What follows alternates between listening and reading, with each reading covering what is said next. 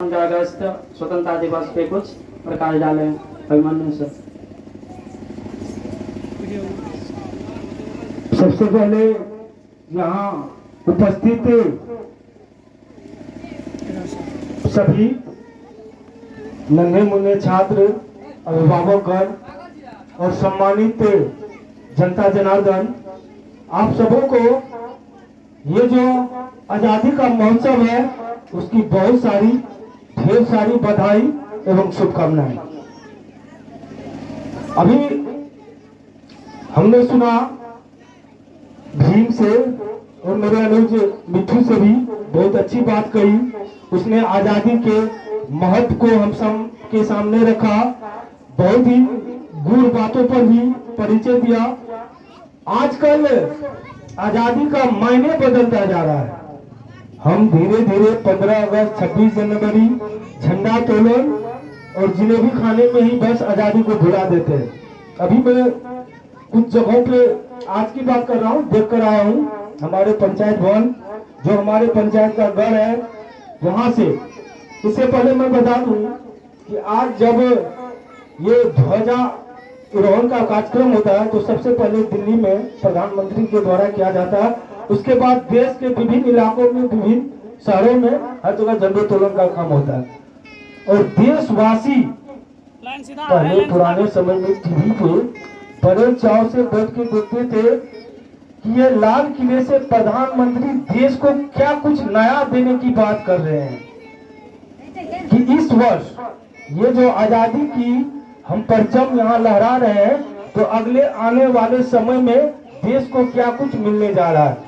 और सेम वही, जी हाँ, उसी तरह का कार्यक्रम हमारे पंचायत भवन में भी होता था, जहाँ ये बताया जाता था अब तक हमने कितनी उपलब्धि हासिल की, कितनी खामियां रही और हम आने वाले समय में क्या कुछ करेंगे। लेकिन ऐसा कुछ भी देखने को नहीं मिला। सरकारी विद्यालय जहाँ पे ध्वजारोहण का मतलब होता है कि वहाँ के जो भी प्रधान अध्यापक हैं उनके द्वारा ये बताया जाए कि हमने शिक्षा में अब तक अपने इस पंचायत में जहाँ यह विद्यालय अवस्थित है क्या कुछ यहाँ पे प्राप्त किया और क्या कुछ प्राप्त करने की लालसा है। हम बच्चों को किस तरह देखना चाहते हैं और बच्चे ने कहाँ तक उसमें सफलता प्राप्त की, किन बच्चों में क्या खामियां हैं, उन्हें किस तरह सुधारा जाए, उस पर विचार विमर्श किया जाता है। लेकिन यहाँ केवल मिठाई और जलेबी का खेल बन के रह गया ये स्वतंत्रता दिवस। तो इस तरह नहीं होनी चाहिए और ये नहीं होने के लिए हम सबको भी अपना अपना कर्तव्य निर्वहन करना होगा। हमारे संविधान ने हमें जो मौलिक अधिकार दिए हैं उसका सदुपयोग भी करें और अपने कर्तव्य का भी पालन करें। ये खास करके एक जागरूकता लानी होगी हमारे समाज में। केवल 2-4 कंधों पे ये भार छोड़ देने से नहीं होगा। कहावत भी है, अकेला चना भार नहीं फोड़ता।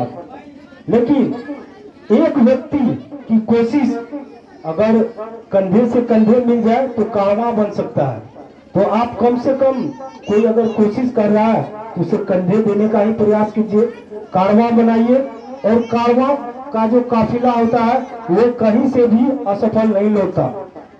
बहुत सारी बातें हैं, धूप कुछ ज्यादा है, बच्चे सभी थोड़े विचलित हो रहे हैं, तो फिर अगले किसी समय अगर सृष्टि गुरु कोचिंग सेंटर के द्वारा इस तरह का समय मिला तो बैठ के बातें करेंगे। लेकिन उससे पहले मनन करें कि हम जो ये आजादी के झंडे यहाँ फहरा रहे हैं उसका क्या औचित्य होता है, उसे किस तरह हम साकार कर सके, सार्थक कर सके कि आगे चल के ये झंडे सही मायने में हम दिलों में भी फहराएं। जय हिंद।